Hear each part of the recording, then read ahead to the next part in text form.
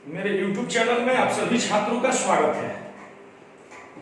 Channel है प्रभात sir Chhapra. अगर subscribe किए हैं तो अच्छी बात है, अगर नहीं किए हैं तो अभी सब्सक्राइब कर लें। और आज के इस वीडियो में हम लोग साइंस यानी विज्ञान और विज्ञान का फिजिक्स प्रारंभ करने जा रहे हैं, यानी भौतिकी। तो सबसे पहले हम आज के इस वीडियो में भौतिकी का इंट्रोडक्शन यानी परिचय देंगे। और ये जो मेरा वीडियो है ये हर एक कॉम्पिटिटिव एग्जाम प्रतियोगी परीक्षाओं के लिए यह वीडियो काफी महत्वपूर्ण है, क्योंकि हम जितना अभी परिचय में आपको बताएंगे उसमें से लगभग 100 प्रश्न क्रिएट होंगे, 100 प्रश्न बनेंगे और सारे प्रश्न एग्जाम का पूछा हुआ होगा। तो ये जो वीडियो है स्पेशली उन सभी छात्रों के लिए है जो नौकरी की तैयारी कर रहे हैं और सफलता लेनी हो तो इस वीडियो को शुरू से अंत तक देखिए। सबसे पहले देखिए विज्ञान, SCIENCE साइंस यानी विज्ञान। हमारे कॉम्पिटिटिव एग्जाम में जितने भी विज्ञान से रिलेटेड प्रश्न पूछे जाते हैं, फिजिक्स हो, केमिस्ट्री हो, बायो हो, हर एक प्रश्न को हम आने वाले हर एक वीडियो में बताएंगे कि अगर आपका, क्योंकि आजकल देखिए किसी भी हम कॉम्पिटिटिव एग्जाम का तैयारी कर रहे हैं तो साइंस सेक्टर काफी इंपॉर्टेंट होता है। आजकल आर्ट्स से प्रश्न कम पूछे जाते हैं और साइंस से प्रश्न ज्यादा पूछे जा रहे हैं। आपने बहुत सारे पिछले एग्जाम में देखे होंगे साइंस से बहुत सारे प्रश्न, और खासकर साइंस से आजकल न्यूमेरिकल्स पूछे जा रहे हैं। और भौतिकी से तुम आपने railway NTPC railway group D में देखा होगा, रेलवे ने तो हद ही कर दिया। इतने सारे प्रश्न पूछे थे, लग रहा था जैसे बहुत सारे बच्चे थ्योरी स्पीडी और वन लाइनर पढ़ के गए थे। बल का ऐसे मात्रा क्या है तो न्यूटन है, यही सब, यानी एकदम बिल्कुल वन लाइनर क्वेश्चन पढ़ के गए थे और एग्जाम में बनाने के लिए दे दिया। अब बहुत सारे बच्चों से नहीं बन पाया, जिससे वो एग्जाम क्रैक नहीं कर पाए। तो मैं प्रभात सर आप लोगों से वादा करता हूं कि आप मेरे वीडियो में बने रहें, सारे वीडियो को देखें। हर एक साइंस से रिलेटेड प्रश्न, या तो वो प्रश्न सिपाही का हो या अधिकारी का हो, ग्रुप डी लेवल से ग्रुप ए लेवल तक हर एक परीक्षा में पूछे जाने वाले प्रश्न को हम कराएंगे। आप वीडियो में बने रहें और वीडियो को देखते रहें। तो सबसे पहले देखिए विज्ञान। विज्ञान को 3 भागों में बांटा गया है और तीनों भाग आप लोगों को पता होगा, तीनों भाग पता होगा। आइए सबसे पहले हम फिजिक्स ही लिख लेते हैं। फिजिक्स, दूसरा केमिस्ट्री और तीसरा बायो। अब देखिए सबके अलग अलग जनक है, बहुत सारे एग्जाम में जनक पूछ देता है। तो जब भी फिजिक्स का जनक पूछे, फिजिक्स का पिता, तो आपको पता होगा न्यूटन साहब थे, यानी सर आइजक न्यूटन। फिजिक्स के पिता कौन हुए? भौतिकी के पिता कौन हुए? तो सर आइजक न्यूटन। केमिस्ट्री के पिता आपको पता होगा कि लेबोजियर साहब थे। लेबोजियर, या हमारे कॉम्पिटिटिव एग्जाम में लेम्बाजे भी दे देता है, तो जो भी दे आप उसमें से देख लीजिएगा। इंट्रो, आज केवल इंट्रोडक्शन इस वीडियो में चलेगा और इंट्रोडक्शन ही मेरे प्यारे बच्चों, मुझे लग रहा है कि मोटा मोटी इंट्रोडक्शन काफी लंबा हो जाएगा। बायो के पिता आपको पता है अरस्तु साहब थे, अरस्तु। तो इस प्रकार से विज्ञान को हमने 3 भागों में बांटा, फिजिक्स, केमिस्ट्री और बायो। फिजिक्स के पिता सर आइजक न्यूटन, केमिस्ट्री के पिता लेबोजियर या लेम्बाजे और बायो के पिता है अरस्तु। अब देखिए फिजिक्स को हम फिर 2 भागों में बांटे, फिजिक्स को 2 भाग में। अक्सर आप सुनते होंगे फिजिक्स का एक पार्ट, मॉडर्न फिजिक्स से ज्यादा आप सुनते होंगे, तो 2 फिजिक्स को 2 पार्ट में बांटे। एक होता है क्लासिकल और दूसरा होता है मॉडर्न।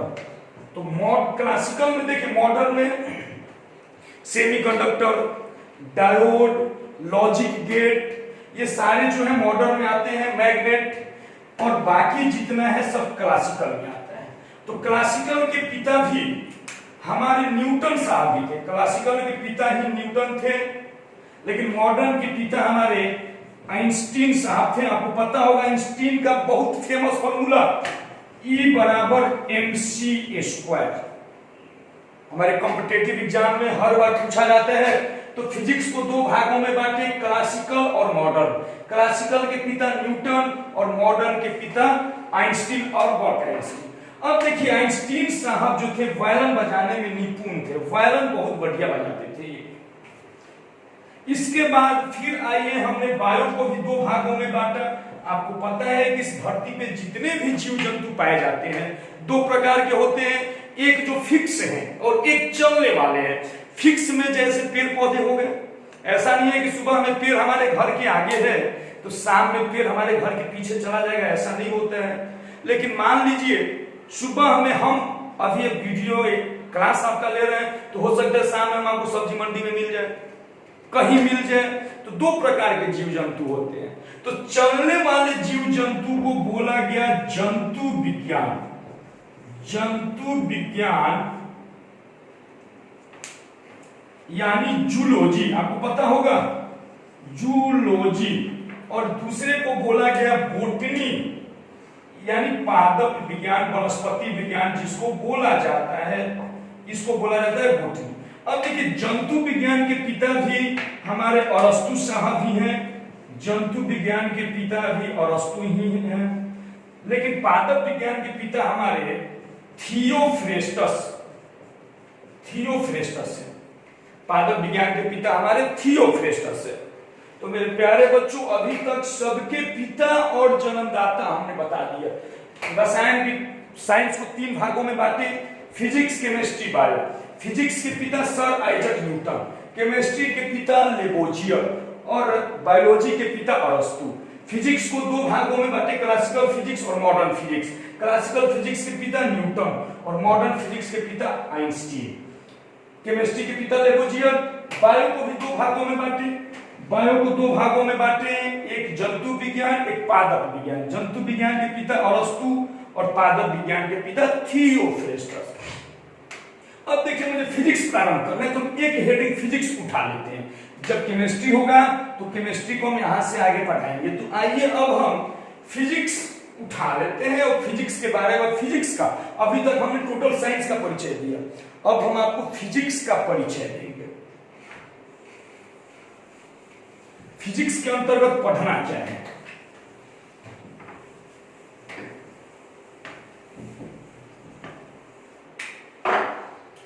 अब देखिए फिजिक्स भौतिकी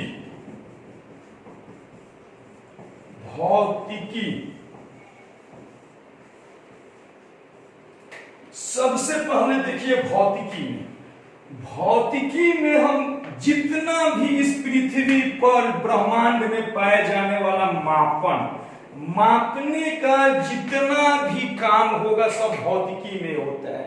यानी भौतिकी को मापन का भी विज्ञान कहा जाता है।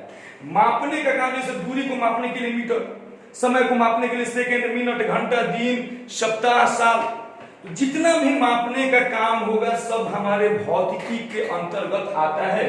और इसका जो भौतिकी का जो परिभाषा होता है वह होता है कि विज्ञान की वह शाखा जिसके अंतर्गत हम, यानी विज्ञान की वह शाखा जिसके अंतर्गत हम प्राकृतिक में होने वाले घटनाओं का क्रमबद्ध अध्ययन करते हैं।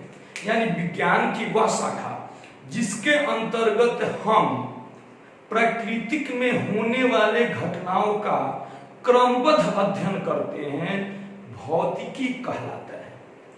और भौतिकी को मापन का विज्ञान भी कहा जाता है, ये आप ध्यान में रखिएगा। जितना भी मापने का काम होगा सब भौतिकी में, ठीक है। मापन का जितना भी, जैसे मान लीजिए दूरी को मापना है, दूरी को मापना है तो आप मीटर बोलते हैं, किलोमीटर बोलते हैं, मील बोलते हैं, सेंटीमीटर बोलते हैं, इंच बोलते हैं, बहुत सारा होगा।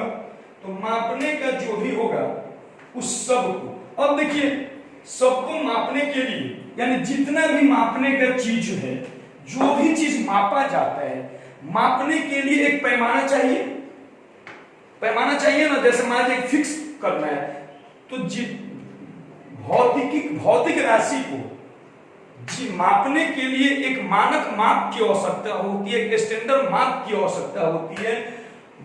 यानी जितने भी भौतिक राशि है उसे मापने के लिए एक मानक माप की आवश्यकता होती है, जिस मानक माप को हम मात्रक या इकाई कहते हैं, मात्रक या इकाई कहते हैं। ओके, इसी प्रकार से देखिए, अब हमारे न्यूटन साहब ने पृथ्वी के बारे में एक थीसिस दिया। न्यूटन साहब ने बोले थे कि पृथ्वी नारंगी के समान गोल है। मतलब मेरे प्यारे बच्चों, नारंगी जो होता है इस टाइप से हल्की चिपटी होती है। न्यूटन साहब ने बोला कि पृथ्वी नारंगी के समान गोल है, पृथ्वी नारंगी के समान गोल है। ये हमारे बोले थे न्यूटन कि पृथ्वी नारंगी के समान गोल है। लेकिन एक और वैज्ञानिक थे, आपने नाम सुना होगा, नहीं सुना है तो सुन लीजिए। जेम्स जिन ने बोला कि पृथ्वी नाशपाती के समान, मतलब इस टाइप से पृथ्वी है, यानी हल्की धसी हुई है। ये जेम्स जिन के हिसाब से पृथ्वी इस प्रकार की थी। लेकिन न्यूटन साहब ने, तो हमारे कॉम्पिटिटिव एग्जाम में पूछा जाता है कि किनके अनुसार पृथ्वी नाशपाती के समान गोल था, तो हम हिट कर देंगे जेम्स जिन। और किसके अनुसार पृथ्वी नारंगी के समान गोल है तो हिट कर देंगे। इसके बाद एक और न्यूटन का प्रचलन कथन है। तो न्यूटन के हिसाब से पृथ्वी नारंगी के समान गोल है, जबकि जेम्स जिन के अनुसार पृथ्वी नाशपाती के समान है। इसके बाद एक और हमारा इंपॉर्टेंट कथन है जो हमारे कॉम्पिटिटिव एग्जाम में कई बार पूछा जा चुका है। जैसे देता है कि मैंने एक पत्थर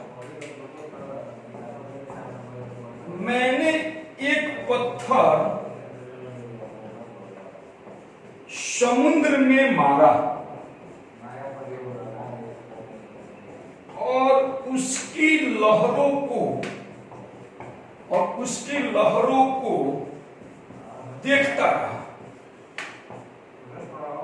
मैंने एक पत्थर समुद्र में मारा और उसकी लहरों को देखता रहा। यह भी कथन जो है हमारे न्यूटन साहब का है, याद रखिएगा। मैंने एक पत्थर समुद्र में मारा और उसकी लहरों को देखता रहा, यह कथन भी जो है हमारे न्यूटन साहब का है। न्यूटन साहब ने यह बात बोला था कि मैंने एक पत्थर समुद्र में मारा और उसकी लहरों को देखता रहा। ये बात अभी हम परिचय, अभी चैप्टर प्रारंभ नहीं कर रहे, अभी परिचय में सारा हाइलाइटेड जो भी टॉपिक होगा सब हम पढ़ाएंगे। इसके बाद एक और आपने वैज्ञानिक का नाम सुना होगा, ये तो न्यूटन साहब हो गए।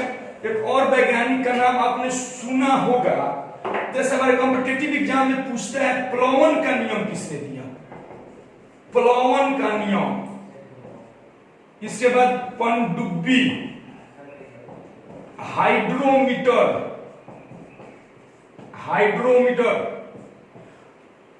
अब देखिए प्लवन का नियम, बचपन में आप इसको उत्प्लवन का नियम समझोगे। ये तीनों जो है पानी से रिलेटेड है। पनडुब्बी, हाइड्रोमीटर, बताइए अक्सर एग्जाम में पूछते हैं अपेक्षित घनत्व को किस यंत्र से मापा जाता है, अपेक्षित आर्द्रता को किस यंत्र से मापा जाता है। तो जब भी अपेक्षित घनत्व आ जाए, अपेक्षित घनत्व तो हाइड्रोमीटर, और यही अपेक्षित अगर आर्द्रता आ जाए तो अपेक्षित आर्द्रता को हाइग्रोमीटर से मापा जाता है। ये बात ध्यान रखिए। तो आप बताइए प्लवन का नियम किसने दिया, नहीं पता है तो देखिए प्लवन के नियम एक वैज्ञानिक थे हमारे आर्किमिडीज, नाम सुने होंगे आर्किमिडीज। तो आर्किमिडीज जो थे प्लवन का नियम दिए, और पनडुब्बी जो है प्लवन के सिद्धांत पे ही कार्य करती है, हाइड्रोमीटर भी प्लवन के सिद्धांत पे ही कार्य करता है। तो सबसे बड़ी बात प्लवन का नियम है क्या, तो प्लवन का नियम देखिए है क्या। उत्प्लवन का नियम हमारे एग्जाम में ये नहीं पूछता है उत्प्लवन का नियम क्या है, हमारे एग्जाम में बस यही पूछता है, क्योंकि हम लोग ऑब्जेक्टिव टाइप प्रश्न की तैयारी करते हैं। हमारे एग्जाम में पूछता है कि प्लवन का नियम किसने दिया, आर्किमिडीज ने दिया। पनडुब्बी किसके सिद्धांत पे कार्य करती है, आर्किमिडीज के सिद्धांत पे कार्य करती है। हाइड्रोमीटर से मापा जाता है, अपेक्षिक घनत्व मापा जाता है, या अपेक्षिक घनत्व किससे मापा जाता है तो हाइड्रोमीटर से मापा जाता है, अपेक्षिक आर्द्रता किससे मापा जाता है तो हाइग्रोमीटर से मापा जाता है। इस सारे टाइप के हमारे कॉम्पिटिटिव एग्जाम में प्रश्न पूछे जाते हैं। अब देखिए यहाँ पे प्लवन का नियम है क्या, प्लवन का नियम, अच्छा आपने अभ्यास किया होगा, ये मान लीजिए कुआं है, कुआं है,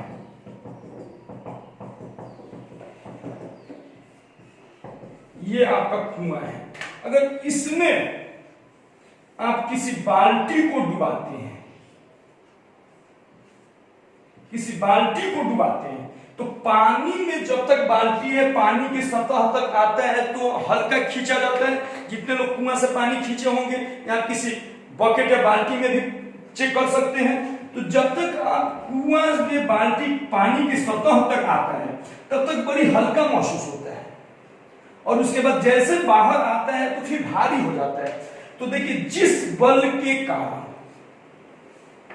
इसके भार में आभासी कमी आता है उसी बल को उत्प्लावन बल कहा जाता है, यानी जिस बल के कारण।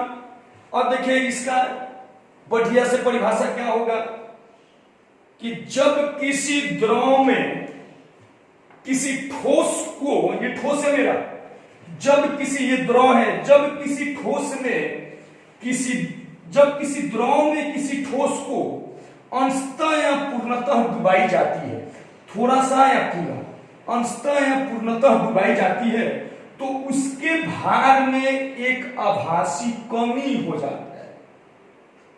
ये कमी जिस बल के कारण होता है उस बल को उत्प्लावन बल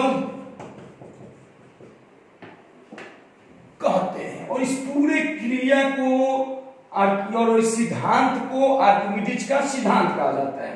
मेन इसमें यही है कि जब तक एक सिंपली लॉजिक समझिए, आपके कॉम्पिटिटिव एग्जाम में आपसे कोई परिभाषा लिखने को नहीं बोल रहा है, इससे जो भी प्रश्न पूछेगा, पहला प्रश्न प्लवन का नियम आर्किमिडीज, पनडुब्बी किसके सिद्धांत पे आर्किमिडीज, हाइड्रोमीटर किसके सिद्धांत पे आर्किमिडीज, यही सब पूछा जाएगा। लेकिन ये होता क्या है ये समझिए, सिंपली समझिए, जब भी किसी द्रव में हम किसी ठोस को डुबाते हैं तो उसके वजन में कमी आ जाती है। ये जिस बल के कारण, कोई ना कोई बल तो कार्य किया होगा ना, कि कमी आएगा कैसे, या जिस बल के कारण कमी आती है उसी बल को उत्प्लावन बल या प्लावन बल कहते हैं। आजकल हमारे कॉम्पिटिटिव एग्जाम में मेरे प्रिय बच्चों इसको इंग्लिश में भी लिख दे रहा है, law of floating, law of floating ये भी दे रहा है। तो उम्मीद करते हैं कि आर्किमिडीज से रिलेटेड, उत्प्लावन बल से रिलेटेड हर एक चीज आपका क्लियर हो गया होगा। और जितना भी हम समझा रहे हैं आप अपने कॉपी पे बढ़िया से लिख लीजिएगा। इसके बाद देखिए, इसके बाद एक और हमारे वैज्ञानिक साहब थे, उनके बारे में हम आपको बता रहे हैं। ये जो हमारे फिजिक्स से रिलेटेड, भौतिकी से रिलेटेड जितने भी हैं हमारे हाईलाइटेड साइंटिस्ट हैं। एक और आपने वैज्ञानिक का नाम सुना होगा, नोबेल, नोबेल साहब। नोबेल पुरस्कार तो अक्सर आप सुनते होंगे। अब नोबेल साहब का पूरा नाम था Alfred Nobel, Alfred Nobel, Alfred Nobel इनका पूरा नाम था। तो नोबेल साहब से रिलेटेड ये हमारे जो नोबेल साहब थे, इन्होंने डायनामाइट का खोज किया, इन्होंने डायनामाइट का खोज किया, डायनामाइट। और एक तेल होता है टीएनजी, अभी हम समझा रहे हैं, टीएनजी ट्राइनाइट्रोग्लिसरीन, वो भी अल्फ्रेड नोबेल ही। तो सबसे पहले नोबेल पुरस्कार भी इन्हीं के नाम पे दिया जाता है। तो इनका एक हाईलाइटेड कथन है, उस कथन के बारे में हम बताएंगे।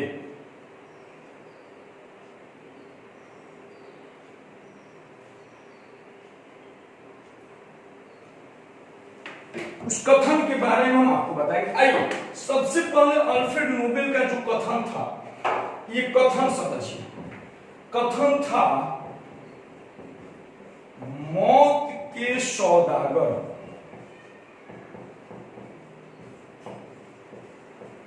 की मौत, ये कथन जो था अल्फ्रेड साहब से रिलेटेड कथन था, उन्होंने नहीं दिया था, लेकिन उन्हीं पे इस बात को बोला गया था।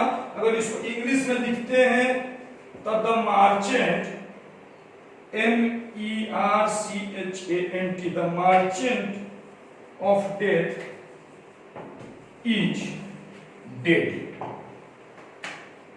मौत के सौदागर की मौत, ये कथन जो था हमारे डायनामाइट के खोजकर्ता अल्फ्रेड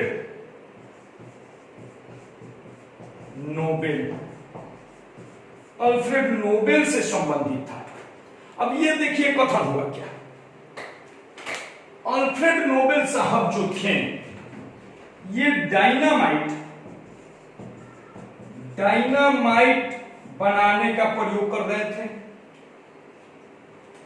डायनामाइट आपको भी पता है कि एक प्रकार का विस्फोटक था, और अल्फ्रेड नोबेल साहब स्वीडन के रहने वाले थे। स्वीडन एक देश है, स्वीडन के रहने वाले थे। तो हुआ क्या, अल्फ्रेड नोबेल साहब जब डायनामाइट बना रहे थे तो उनके गांव वालों के दिमाग में एक बार हुआ क्या था, इसी तरह बना रहे थे तो हल्का रिसाव के कारण कुछ विस्फोट हुआ था, जिससे पहले से ही गांव वालों में दहशत था। तो जब अल्फ्रेड नोबेल साहब डायनामाइट बना रहे थे तो गांव वालों में बहुत सारा भय पैदा हो गया था। जब अल्फ्रेड नोबेल हम गांव वालों को आसानी से नहीं रहने देगा, परेशान करेगा, यानी बहुत सारी निगेटिव चीजें नोबेल साहब के गांव वालों के बीच में बैठ गया था कि अब अल्फ्रेड नोबेल हम लोग को परेशान करेगा। लेकिन नोबेल बिल्कुल इस टाइप के नहीं थे। अल्फ्रेड नोबेल साहब बहुत ही सज्जन व्यक्ति थे, वे वैज्ञानिक थे, रसायन विज्ञान के वैज्ञानिक थे वे, और बहुत बड़े वैज्ञानिक थे। तो बात क्या हुआ था, पूरे गांव में दहशत का माहौल पैदा हो गया था कि अब अल्फ्रेड नोबेल हम लोग को जीने नहीं देगा, जब चाहे तब मार देगा। इसी प्रकार से हुआ। उसके बाद गांव वालों ने एक हाई लेवल मीटिंग अरेंज किया, कि आखिर इसका सॉल्यूशन क्या निकाला जाए, उपाय क्या निकाला जाए। तो गांव वालों ने यही सोचा कि क्यों ना हम झूठी, नहीं होता है झूठा इसी तरह लोगों के बारे में बोलना, कि झूठ मूठ के पूरा हम लोग प्रचार कर दे कि मौत के सौदागर की मौत हो गई, अल्फ्रेड साहब की मौत हो गई, अल्फ्रेड साहब की मौत हो गई। तो ये मीटिंग रातों रात हुआ, अल्फ्रेड नोबेल को कुछ पता नहीं था। ये मीटिंग रातों रात हुआ, और सुबह फ्रेंच न्यूज़पेपर में, उधर का जो न्यूज़पेपर था फ्रेंच न्यूज़पेपर में यही बयान, यही बात गांव वालों ने बोला कि मौत के सौदागर की मौत हो गई। जबकि अभी तक नोबेल साहब को कुछ पता नहीं है। मेरे बच्चों, नोबेल साहब अपने काम में लगे हुए हैं, उनका बस एक ही एम था, आखिर वे डायनामाइट का खोज क्यों कर रहे थे। वे गांव वालों को परेशान करने के लिए नहीं खोज रहे थे, चूंकि उस समय संसाधन की बहुत कमी थी। अब मान लीजिए यहां पे घर हुआ लोगों का, और ये पूरा पहाड़ हुआ, और यहाँ पे कुआं हुआ, या मान लीजिए इधर नदी हुआ। अब लोगों को पानी लाने जाना है तो इतना दूर, यानी देखिए डिस्टेंस बहुत कम है, लेकिन जाने के लिए पूरा ये चल के लोगों को जाना पड़ता था। यानी उस समय बहुत सारे पहाड़ हुआ करते थे, लोगों को परेशानी होता था।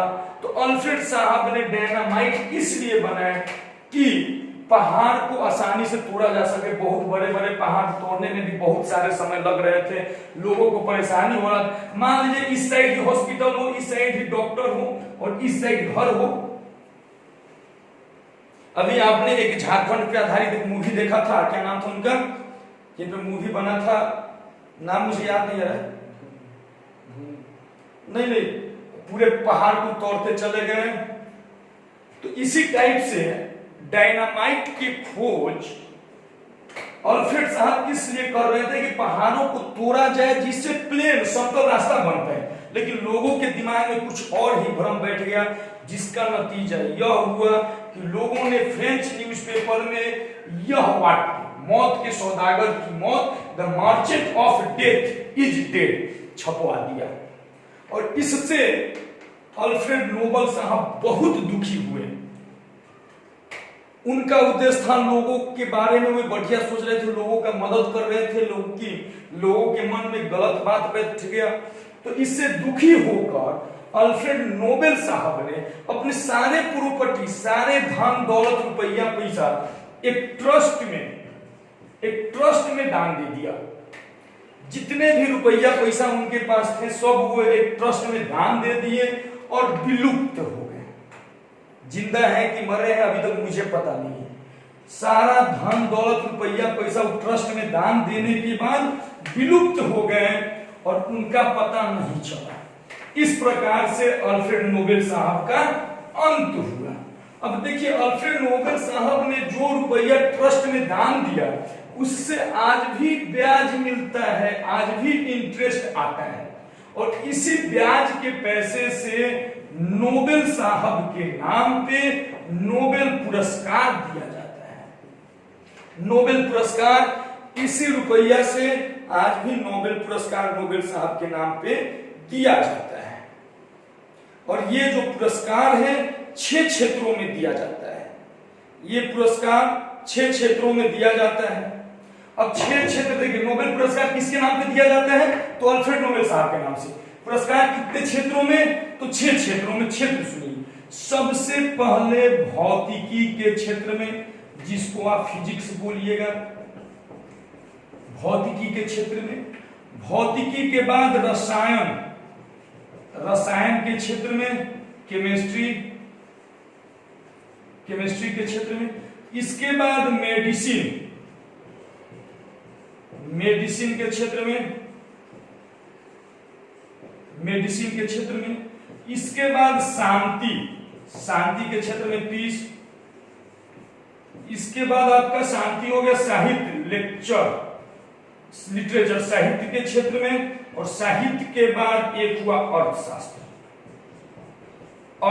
के क्षेत्र में, इकोनॉमिक्स के क्षेत्र में। यानी 6 क्षेत्रों में नोबेल पुरस्कार कैसे दिया जाता है? तो नोबेल साहब विलुप्त होने के समय जो अपना जितना भी उनका प्रॉपर्टी था सब एक ट्रस्ट में दान दे दिए, उसी से ब्याज मिलता है, उसी के नाम पे नोबेल पुरस्कार 6 क्षेत्रों में दिया जाता है।